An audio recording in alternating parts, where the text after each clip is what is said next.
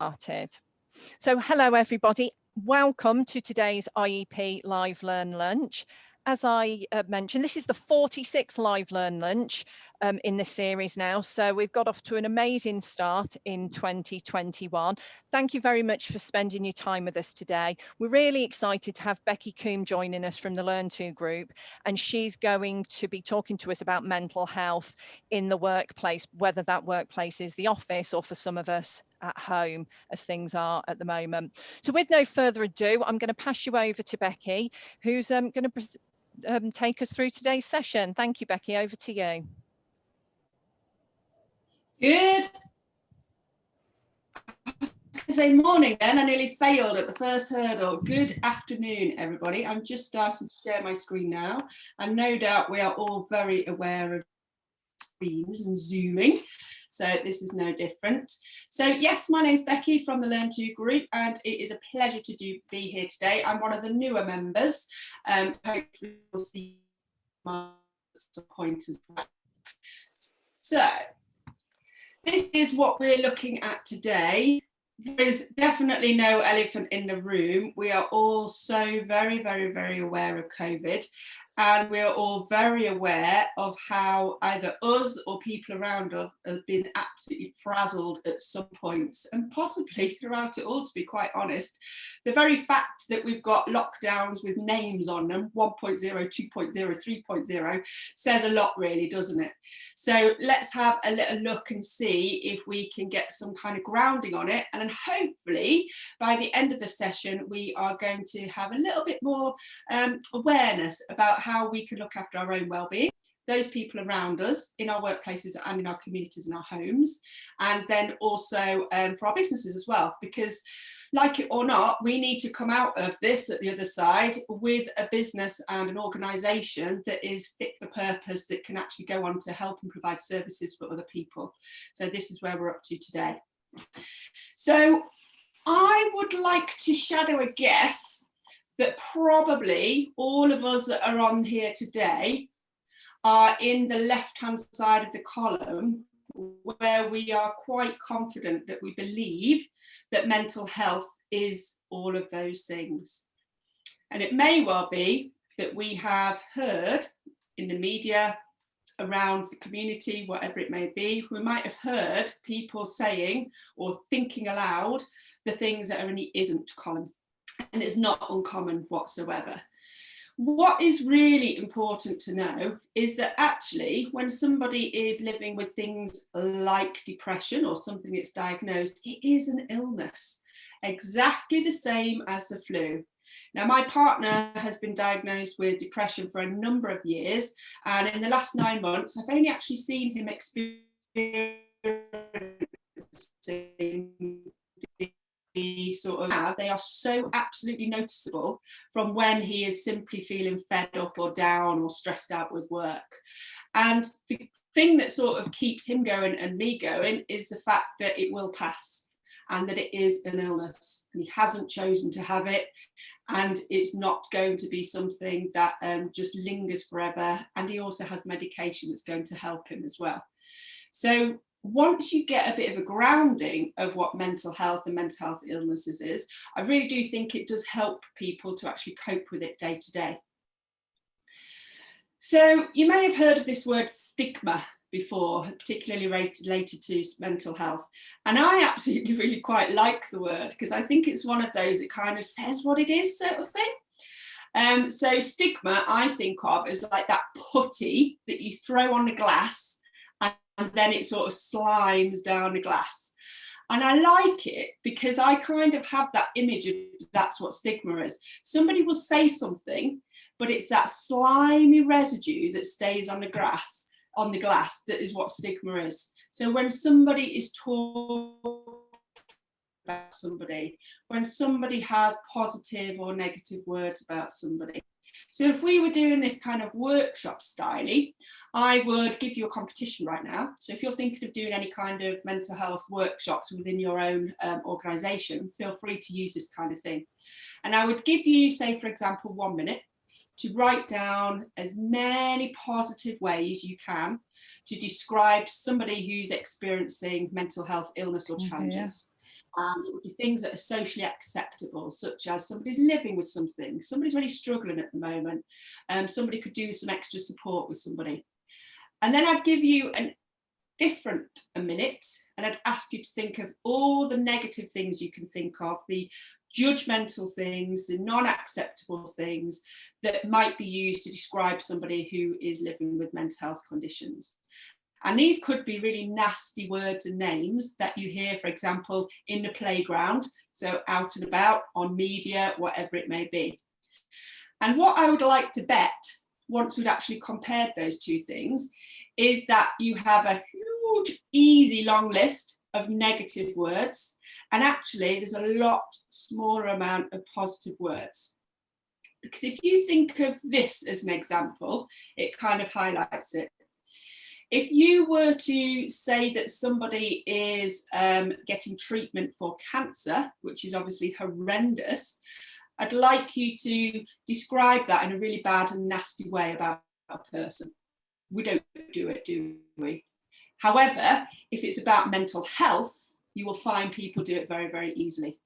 So if we're thinking about stigma, the first thing we want to try to look at is if we are in a workplace or an organisation or a community venue, out and about, is there a way that we can try to educate people to use a language and lead by example that is going to reduce stigma? Now I'm going to have a question for you here, so feel free, you can take yourself off mute or you can put it in the chat. I can see the chat on my side as well. And I'm going to ask you, who do you think is often most responsible for stigma? Who is often most responsible for stigma? It's kind of a trick question, so it'll be great to see if anyone has got the answer I'm thinking of. Definitely the most ignorant of the facts, so other people, definitely.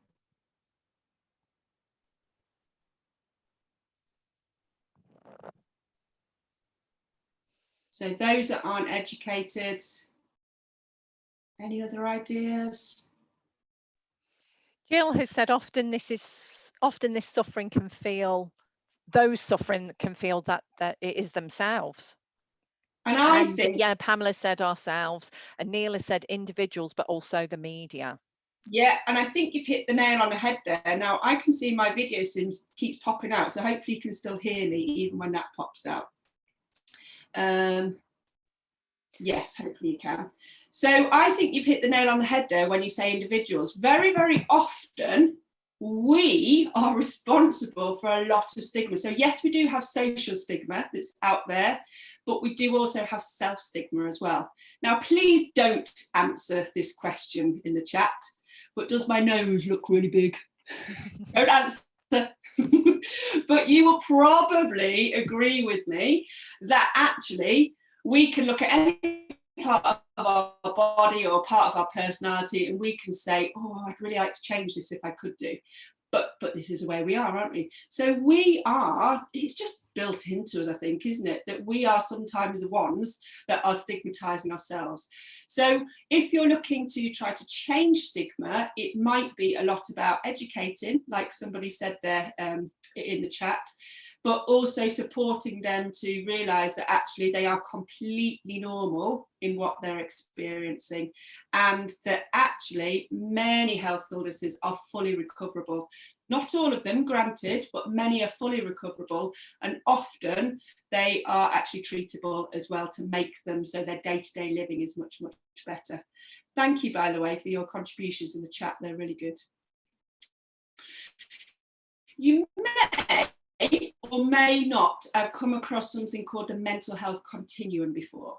And I'm going to ask you if you could just grab a little piece of paper. You don't have to have one, but if you do, you might be able to do a little bit more with this in a moment. Now, this mental health continuum is going to demonstrate how our mental well-being, our state of mind can fluctuate all the time, and it is not reliant on having a mental health illness in any capacity. So hopefully now I've just given you that late warning, you've managed to scrabble around and found a piece of paper. So here's what I'm going to ask you to do. I'm going to ask you first of all to give yourself a score from 0 to 10. If it is a 0, in all honesty, it would be highly doubtful that you would still be here right now on this call, because it would have been very, very difficult for you to get out of bed. Now, you may have witnessed that as an experience or with somebody else in the past, so you know how that actually feels. A 10 was, yeah, I'm going on that webinar at 12 o'clock today. I cannot wait. I'm getting in the shower. I'm going to do all these jobs first of all. And I'm absolutely loving today and cannot get enough. Even the rain is not going to get me down. And then you might have sort of a 7 where you're quite happy about today. And you're ready to get on with things, but, not as overly excited as I was at my 10.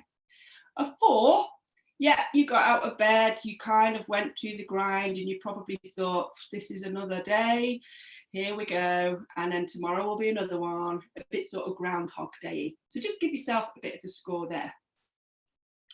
And just want you to think of when it might have been a complete opposite to that.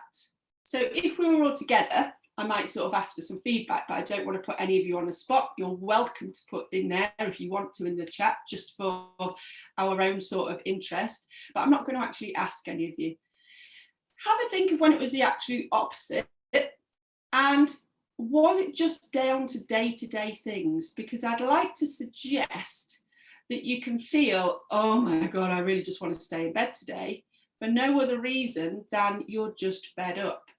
And equally, you can actually be suffering with a few challenges, but you can be really looking forward to the day ahead.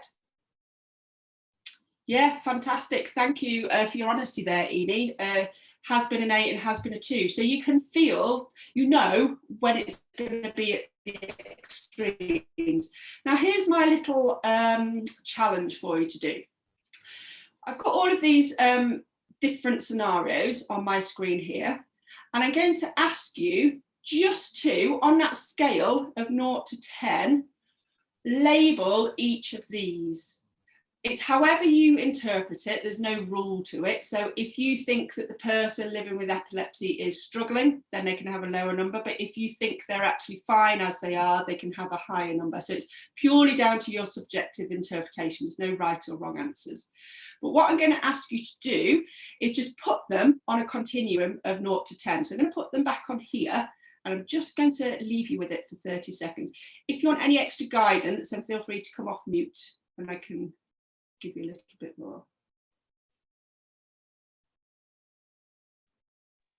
This is great, Becki. While people are just plotting their matrix, is this something that you would do in a group session if you were working with a group? Yeah, and I make them get out of their seat, Oh, brilliant. Yeah. So we start off going to where we think we are today for our number, and then we go to the person they've got on their card, which would be one of these. Oh, someone's scribing. I like that. Yes. Good, we have a thank you. talented bunch at the IEP. They can annotate and everything. I can't. I get too scared I'm going to break it. Well, I just can't write that nicely that you can read it when I annotate on screen, but I can use the annotation, but I usually use the stamps, but that wouldn't work with this, would it? Great, so we can see some scores coming up there. That's fantastic. Right, so I'm going to carry on.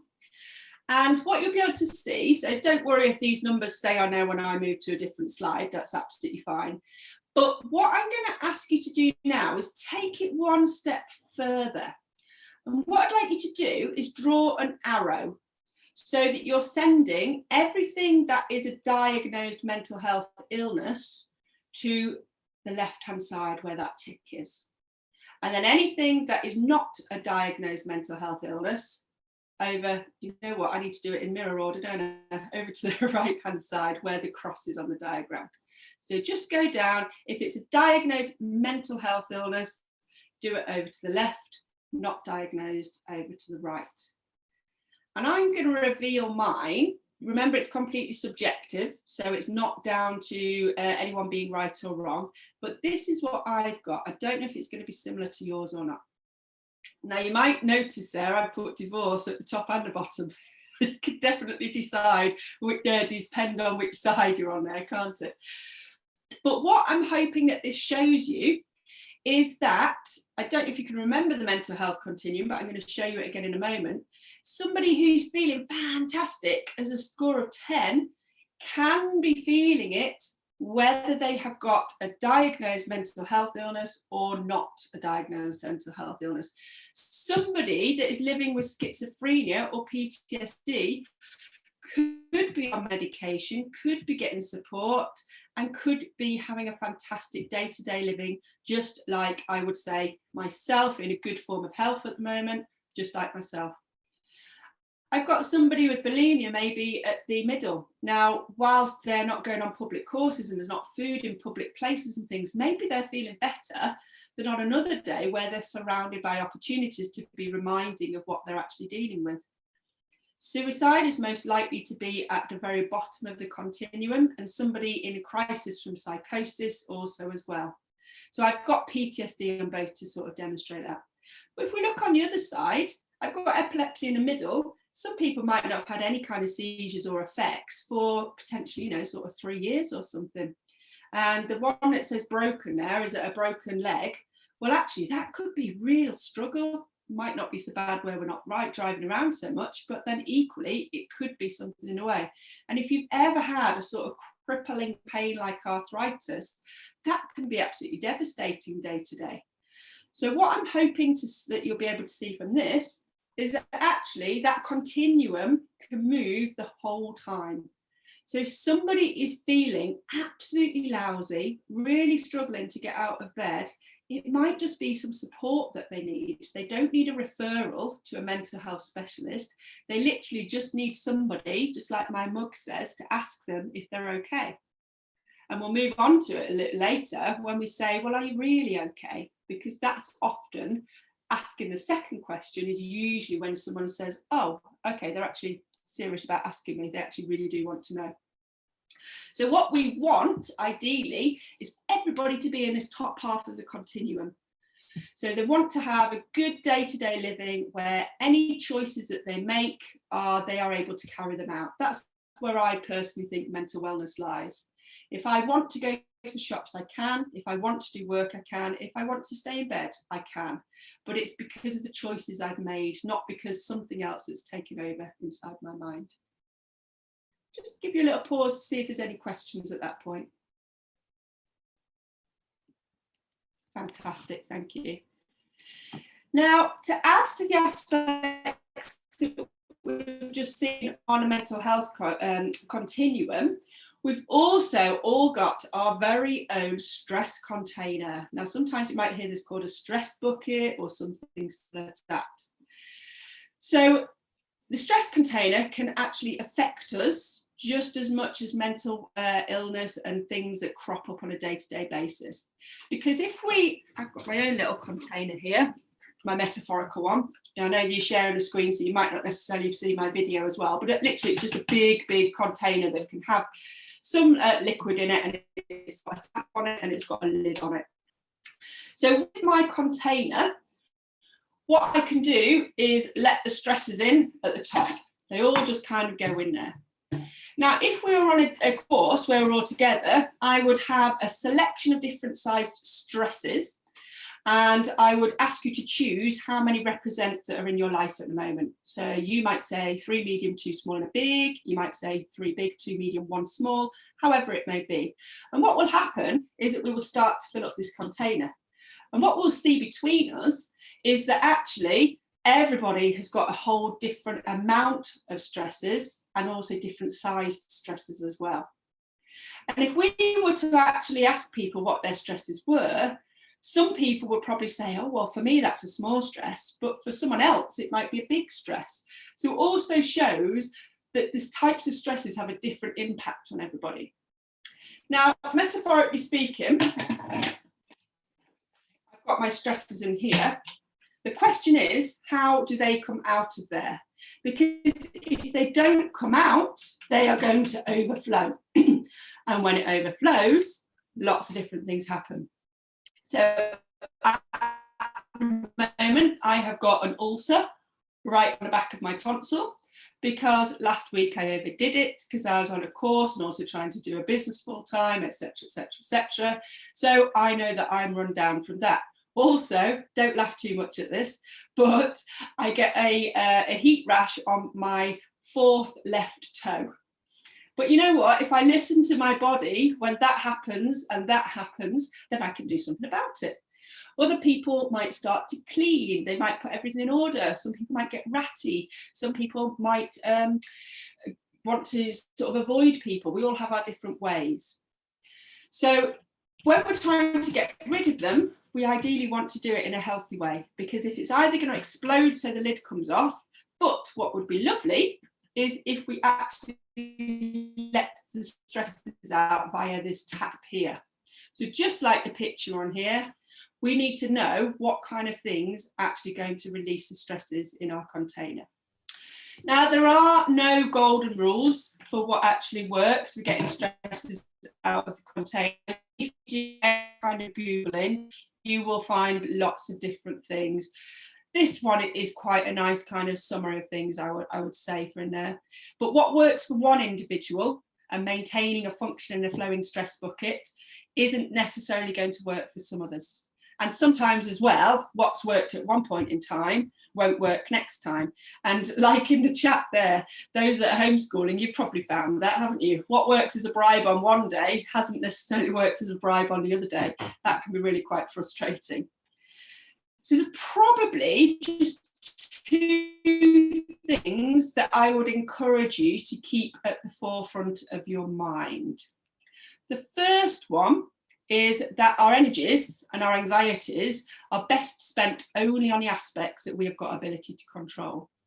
Once we can recognise and accept aspects that aren't in our control, then we might find it easier to either accept or find another way to reduce any associated challenges. I was just reading about the fears in the chat. Yes, Jill, I think many of us associate with that. Can work out things that we can and we can't control, as difficult as they may be, but we might just have to put a lid on it for the moment. Then the other one is that we all have different viewpoints. Now, I'm not going to ask in the chat how many legs you can see on an elephant, because in all honesty, I've seen this picture so many times that my brain just gets confused by it and I can't even see the other picture now. So that's definite evidence that we all have different views. Some will be able to see different legs in different places. So even when two or more of us seem to be looking at the same thing, our knowledges, our experiences and our vantage points, our frames of reference, as this is termed, we don't necessarily all see the same thing. Sometimes it can take a very long time to be able to see the same thing, but sometimes we don't ever see the same thing. And it's a bit like having one of those circular arguments, isn't it? Or trying again with the homeschool thing to show them your way of working out a maths question when they've been told in school to use a different way of the maths question. And you're just thinking, why? What was wrong with the old way? Do you know that kind of feeling? So if we can work out what we can control, and if we can make reference to the fact that not everybody is going to understand the same thing that we are seeing or saying, then that may be quite useful. These are some points of reference for you that I would definitely recommend. In fact, I could put them in the chat afterwards for you. In fact, no, better than that, I'll email the links to Helen to be able to attach to the presentation somewhere. Perfect. Yeah, we'll send them out after the session. Definitely, yeah. So the first one I'm going to refer to in just a moment, Adverse Childhood Experiences. You might have come across it before, called ACEs. The second one is called Trauma Informed Practice for the Workforce, and that is an animation available on YouTube from the NHS in Scotland. Now, this is a really good video to show your people at your organisation for asking them to think about how they might be presenting something to somebody. And what I mean by that is my friend wanted to view a house property. So I phoned up the estate agent and asked to be able to book a viewing. Now, my friend in the past has had a stalker, and that stalker was actually found to have equipment to finish her life. So that's pretty serious stuff. You can imagine that's a lot to deal with. So when she wanted to book this viewing, she asked if it would be a male or a female. And she also asked how she would know it was them. And the estate agent, just, you know, as you would sort of says, oh, we don't know until the day before, but they'll have an ID card with them. And as you can imagine, for her, she's experienced trauma before, that didn't necessarily sit that well for her. But if that estate agent had watched this video, then they might have done something like, we don't actually know the date until the day before. Do you have a preference to a man or a woman? And then also, would you like me to phone you back and tell you who it's going to be? And if they were trauma informed, that would have really put her mind at ease. So it's just thinking about how what we perceive as normal, I suppose it's our viewpoint again, isn't it, can be very, very different for somebody who's experienced trauma. And we're never going to know. So if we can just change some of our practices, that might really, really help people. I think that's really interesting, Becki, that you sort of said there, because it's sometimes about picking up on those cues, isn't it? Because the fact that someone asks that question should trigger that response, that thought of, for someone to think, to ask, is it going to be a man or a woman? It's obviously an issue for them, isn't it? It's something, you know, they've asked it for a reason. So often that informed practice is around picking up on those signals, even when they're subtle. And it's a nice video, it's not very long, because it gives you a few different examples, and usually I find you can definitely attribute something to your own workplace or organisation. So yeah, it's a good one. And then the last one, a lot of people have heard of Brené Brown, so there might be some Brené Brown fans in the chat actually. And this is called Sympathy versus Empathy. It's a lovely little animation. And it's all about, when you're talking to someone who's having a rough time, making sure that you try to be empathetic rather than sympathetic. And what the video highlights is that if your response to someone starts with, oh, well, at least it's going to be sunny on Friday, at least we're going to have a holiday this year, at least something or other, that is actually sympathy rather than empathy, which is about getting down to their level and saying, I really don't know what I can say that's going to make the situation better, but I am here to listen. And that is empathy. And very often, if somebody is sympathetic, it can just be annoying and it's not necessarily helpful. Whereas somebody is empathetic, there are definitely studies to show that empathy is going to be something that really resonates with someone, and it can make them feel better. Because if you have genuine care for somebody, it releases those hormones that say, I'm going to be okay. So sympathy versus empathy is really, it's not something I'd thought about before. And then when I see the Brené Brown video, I'm like, yeah, actually, the amount of times I've sympathised with someone and it's not necessarily been helpful. So with these videos, they kind of go hand in hand with what I would present in a mental health first aid course. And some mental health first aid course providers will have huge acronyms. Now, I'm a fan of having short acronyms that are just pretty much one word long. So my acronym is CARE. I'm just going to tell you about the first one before I give you an example, and then I'll go through the other three. So what we're hoping, if we are listening to someone who's having a bit of a rubbish time, is that actually it's in advance. So we're recognising that something's going on. Like Helen just said then, you know, we're picking up on a cue. And if we can pick up on a cue, then that's fantastic. We can have a conversation, say, oh, you mentioned this. Are you okay? How's things going? But it might be that actually we come across someone who is in a crisis, who is in floods of tears, who can't function in the capacity that they are there to function in, or hope it never happens, but you come across somebody who is at the actual lowest point of their life. And that would be where the crisis comes in. Now, as long as it is safe for you to intervene here and have a conversation with them, then by all means do so. Use that empathy. However, what we're hoping for more so is that we can actually be having a conversation and having a little talk to someone. Now, one way of having this conversation, and just straight to here and then I'll go back again, is to literally ask them, are you okay? But follow it up.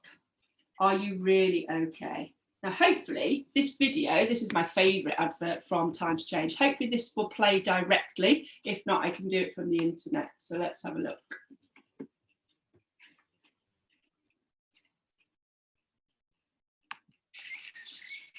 Oh, it's just so nice out here, isn't it? Yeah. Yeah, I'm fine. Sometimes humans say they're fine when they're not, but with 1 in 4 experiencing a mental health problem, to really find out, ask twice. You sure you're all right? Well, actually, I could do with some help. Okay, well, let's talk about it. Yeah, do you mind? Now, I like that advert because actually you always think he's going to sit on the log for starters, but I'm very pleased to say that he doesn't sit on the log. But it's just kind of trying to really clearly demonstrate that it's usually the second time of asking that people realise that you're actually really genuinely wanting to know what's going on. Because very often, we all do it, whether we're on Zoom or face-to-face, I bet you say, "You all right?" And you just go, "Yeah, I'm fine, thanks," and move on. But as soon as you say, "Are you really okay?" I tell you, it gets them in the stomach, because so many people do it to me now because I advertise it so much. And then as soon as they say it, I feel like I have to be honest. And I go, "Well, this is a bit of a challenge at the moment." And I'm like, they've got me. So it's all about following it up and asking twice. Now, if you want some more resources for asking twice, the Time to Change advert is really good, actually. And their website has got lots of resources. So if you go into resources, they've got good things for like the backs of toilet doors and stuff like that, because we will go back into the workplace at some point. And going to the toilet is usually a time we have a little bit of a break and you get to actually see posters. So have a little think about that. I'm going to follow up with the A, the R and the E in a moment. But just to kind of follow on for that adverse childhood experiences, this is a short video from the NHS Wales.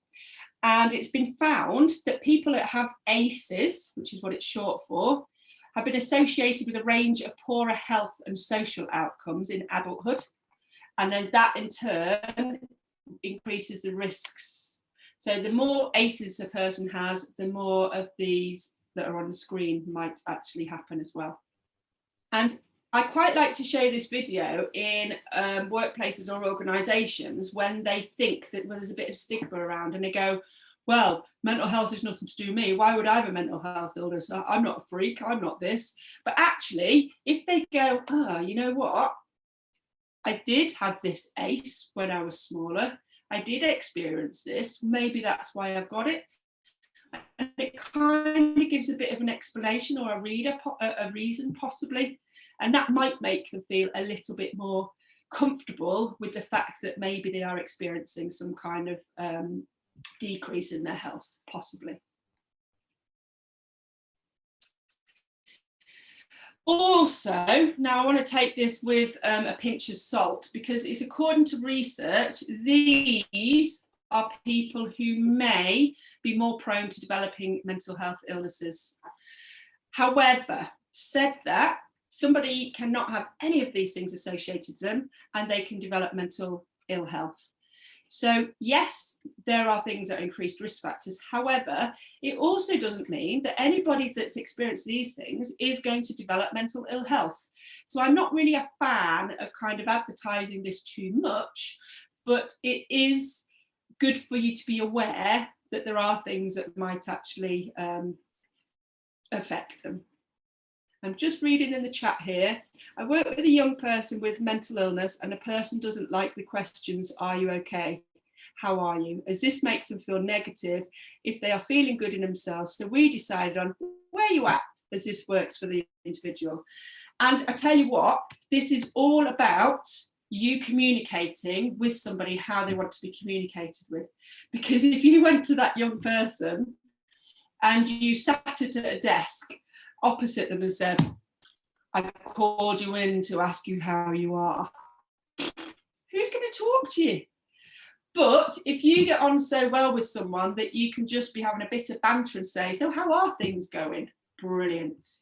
So it's definitely, I agree with you completely, Sam, it is all about you having some kind of rapport, some kind of language with how you actually talk to someone. There are some sort of like suggestions on how somebody should actively listen, you know, how they should sit and all of this sort of thing. And on my mental health instructors course, I got told off. So I was sitting all skew-if, because I do that with my legs up and this, and I've got my cup of tea and I was perched like this. And he said I should have been sat on the corner of a desk. Now, if I'd have done it the way he said, that would be so alien to me. And that person would know that I'm sort of asking them because I have to, not just being myself. So definitely. Yeah, anything that they like. And you know what? Just come up with a thing that's between you two of you. So my partner and his depression, he calls his partner Poison Dwarf, because it's like having one of those sort of devil angels on his shoulder going rat, rat, rat at him. So Poison Dwarf was PD. So I was like, PD, Pete. So now we call him Pete. So then I say to him, is Pete around today? And it's nice because we just have a conversation about Pete and it becomes so much more normal. So that's just a little thing that we've got going on. And it may be that he goes, well, Pete's in my ear on about this. And then I know. It's a bit like a code really, isn't it? But it's definitely been helpful. So the assist part of care, just to sort of skim over this, because this isn't sort of like the main part of today, but the assist is trying to think about what you can actually do to help somebody without having to go to some kind of referral agency, because usually there are loads of things, well maybe not loads, but some things that we can do that will help somebody just by tweaking something. So if you think of an office and someone with their back to the door, if they're always going like this and are really apprehensive, is that because maybe they've experienced domestic abuse? Maybe they've had some kind of post-traumatic stress where they've not known what's happening from one moment to the next. So if you change the position of their desk so they could actually see the doorway, would that be more helpful? If somebody is really affected by the weather and it really gets them down and they're not next to any window, they've got no artificial light, would having them next to a window be more helpful? And again, heat. Some people will really overheat, some people will want a draft, whatever it may be. Can we move them so that they have the benefit of whatever the best of offer is? Somebody who really struggles to come into work because of whatever they're experiencing at the moment, rather than them having to phone somebody, could they possibly have some kind of email agreement or text agreement, and then they will follow up in a certain way later on? So what ways are there that you can actually assist someone? Now, something that's really good, and I'll put this in the links for Helen as well, just made a note of it there, is, I don't know if you've seen anything from Mind, but there is an employer action plan and employee action plan as well. Now, the idea behind both of them is if somebody's been off work due to some kind of mental wellbeing illness, then it can be that they both complete these action plans and then they meet up together, and then the outcomes of those action plans will make something a lot easier for both of them to work alongside. So it's a really good document, that, so I'll make sure I send that with the list.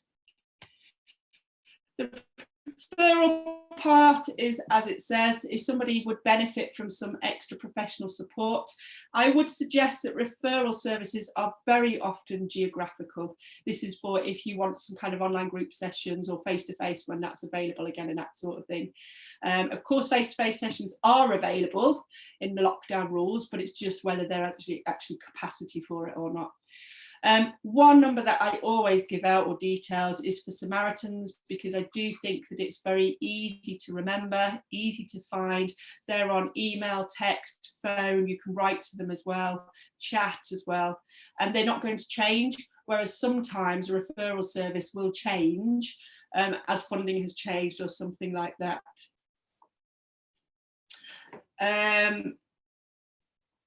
Sam's used a 1 to 10 scale too, so it's helpful to know where they are without them actually talking, if you pick up on a body language.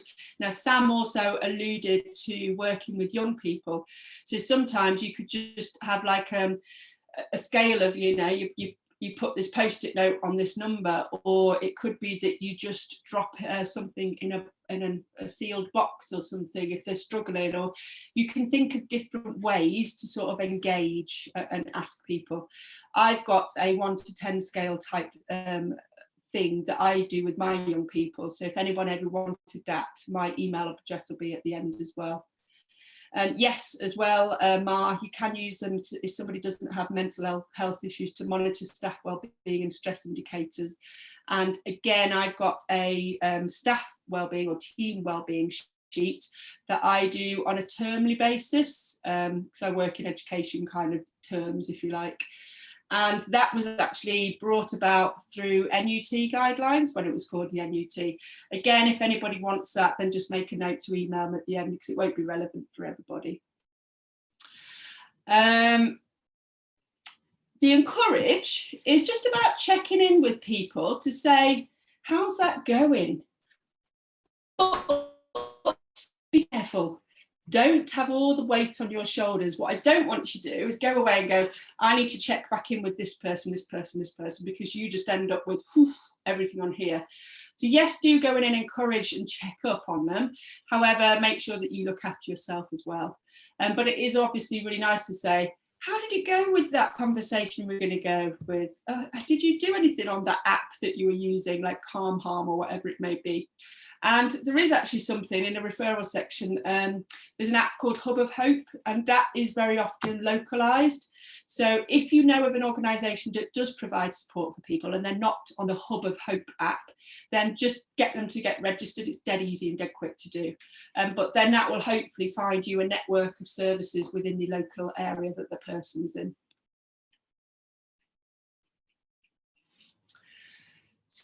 So, here we go. I'm going to leave you with this last little section of my COVID action plan of recommendations, because it is never too late. Hopefully you're going to find something useful for you to take away. While I'm going through this COVID side, I would love for everything that we've just gone over to kind of sink in, and then anything that you just got sort of bumbling in there, what if this, what if that, or good practice that you do, please do feel very welcome to put it in the chat, and then we'll go over those at the end. So here we go. COVID, company first of all.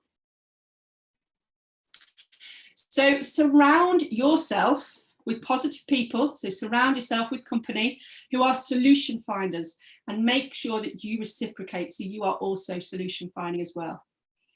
If you've got a bit of a dip in your motivation, that way, your environment, those people around you, will help to bring you out of it more energized, and you will always also be able to do the same for others as well. So use the existing platforms you have. So this could be things that you do with networking, colleagues that you have at other places that deliver same services to you. It could be having one-to-ones with people. It could be touching base with people that you've kind of fallen out of touch with, or, you know, just having some good conversations with your nearest and dearest. But let people know that you are there as well. Whilst we are able to schedule some more time, now you might disagree with me on that, but because we are not necessarily travelling into work, and that was what I might mean, take some of these platforms a little bit further. What tools do these new platforms have that you could easily access? So it could be virtually visiting a network group. It could be doing online training. It could be going to webinars like this. So maybe I'm preaching this to the converted. It might be extending your normal geographical area that you would normally work in, or it might be building strategic alliances, so with people that you wouldn't necessarily have had the time to do that with before. Then also engage with your clients, whether they are service providing clients or ones that you are supporting, in a more memorable manner. Maybe you could phone them.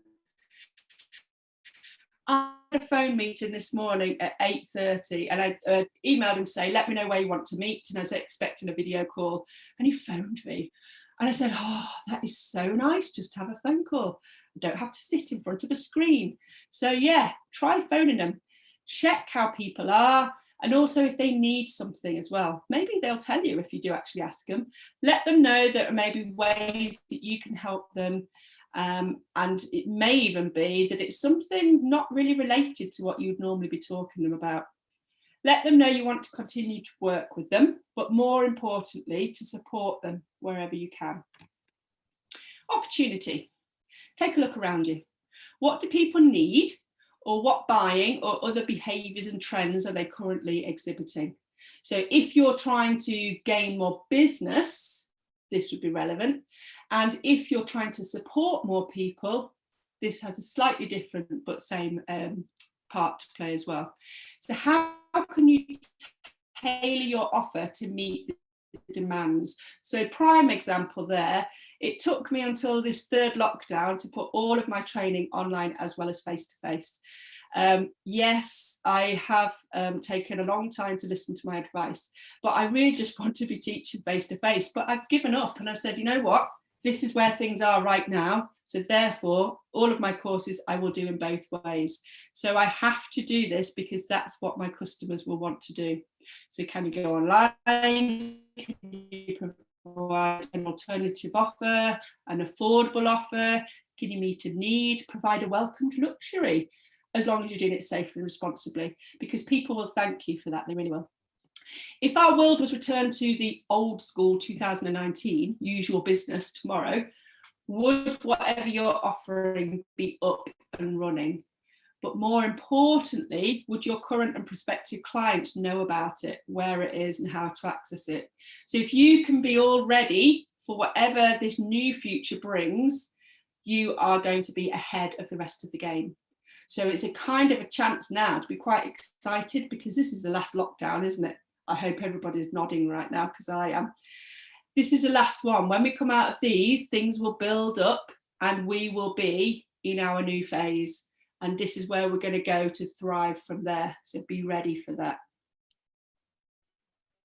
Video. I hear, I forget, I see, I remember, I do, and I understand. We can see an email, but we can also delete it very quickly or accidentally. Having a smiling and engaging face pop up in a challenging time, with reasons, can make current and prospective clients much more likely to remember you and the services that you are offering. So if you are shy, doesn't matter if you're still wearing your PJ bottoms at the bottom of your half your body, don't worry about that, but maybe work on ways to be professionally present and to be engaging, whatever that means for your way.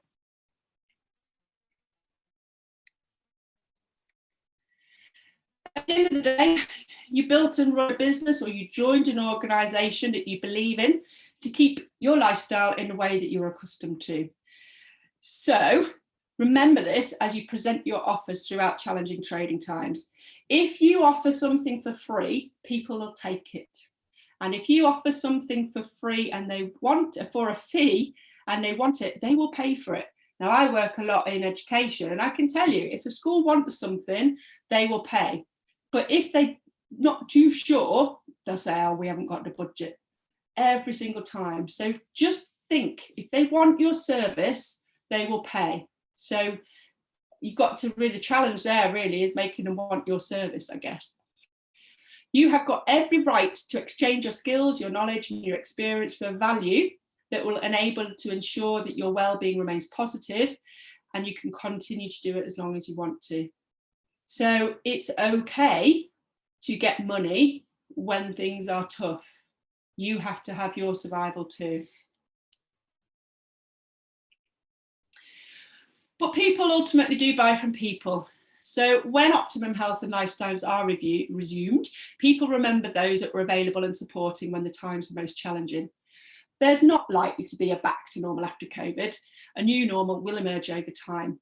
So the way you present yourself and your business should both reflect and respect this. Every member of our community will have experienced hardships. However, upon reflection, each of those members will also recognise that businesses do need to advertise their services to enable them to gain income, so that they can then go to pay for their own and their employees' living costs. So people will understand if you are finding the need to advertise or to gain an income. And then for every negative, there is a positive to be found. Individuals and businesses will have positive experiences to look back on. They'll have lessons learned, not just homeschooling ones, and skills will have been developed. There will be future happiness and success. There will be a time when a pub is back open, we don't have to go to our seats and put our mask on and put our hand up to have a drink. And there will be a time when we can socialise and celebrate together without our neighbours calling the police on each other. So it is there. It really, really is. So what I'm hoping is that you will enjoy that journey back again. So that is the end of this. So that you're not just looking at a screen, I'm going to stop sharing so that you can have a little grid of everyone. And please, you don't have to put in the chat. You are more than welcome to actually take yourself off mute. You don't have to put your hand up if you don't want to, and just say anything you like. Neil has put Hub of Hope. It's really easy to get people to put themselves on there if you want to.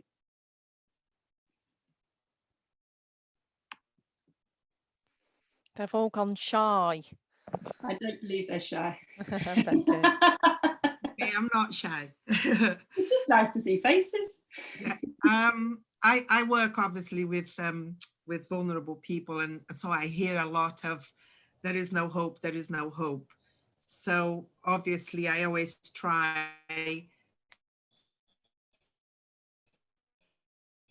to help them see for themselves that there is going to be change, and I always say there is going to be a new life and it's going to be better. It's scary now because we don't know what's coming. It's new and we are always scared of new, but it will be good. It will be a new life, a new normal. And now we're scared of it, but when we are there, we're going to feel like, oh, this is better. And we are going to learn to appreciate as well the little things, which is good.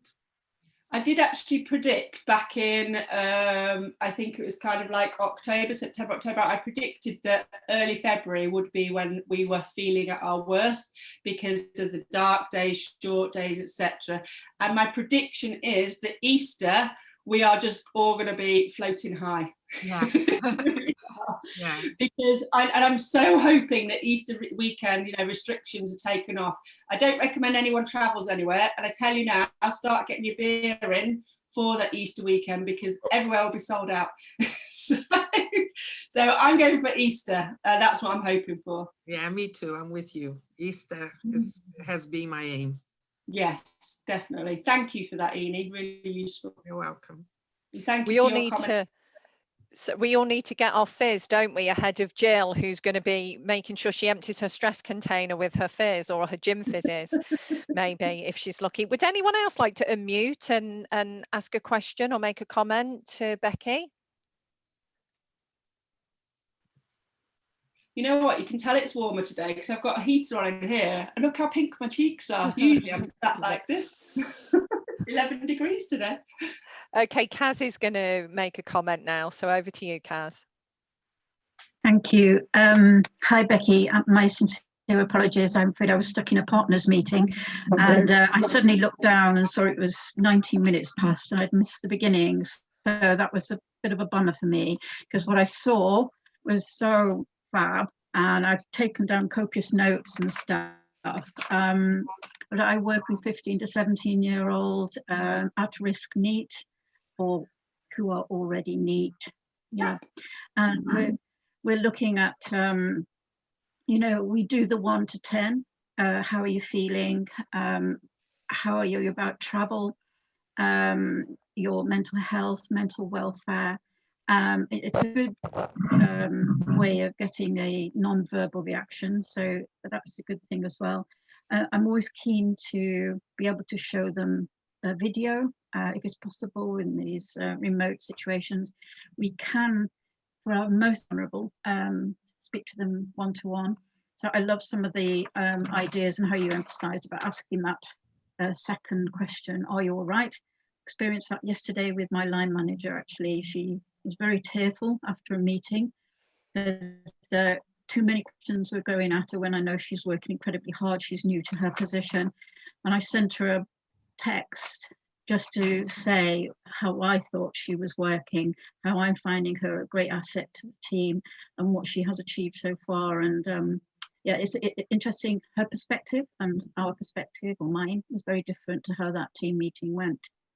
So yeah, I'm looking at trying to enhance a little bit the lives of these young people, and also I'm aware of staff, my colleagues, under a tremendous amount of pressure as well, and trying to pick up on the body language. At least we can do video, but young people, they just want to text.